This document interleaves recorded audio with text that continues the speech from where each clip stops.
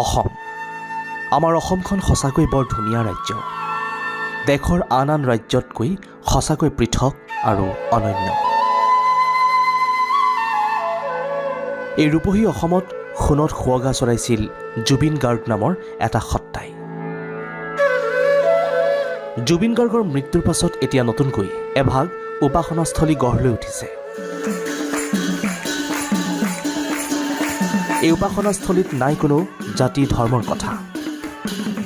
সকলোৰে বাবে দুৱাৰ খোলা এই স্থানত।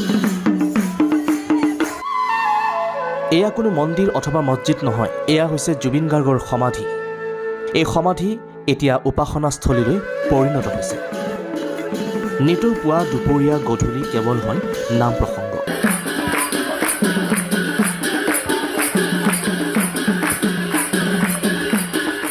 কোনোৱে আহি প্ৰাণৰ শিল্পীক ধূপ নৈবেদ্যৰে সেৱা জনাইছে, আন কোনোৱে আকৌ মূৰ দুৱাই এবাৰ সমাধিলৈ লাগি চাইছে।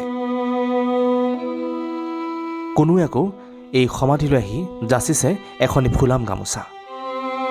জুবিন গাৰ্গে কোৱাৰ দৰেই মোৰ কোনো জাতি নাই, মোৰ কোনো ধৰ্ম নাই।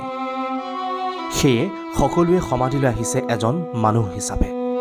সোণাপুৰৰ এই নিৰিবিলি পৰিৱেশতেই এতিয়া আছে হামিং কিং জুবিন গাৰ্গ।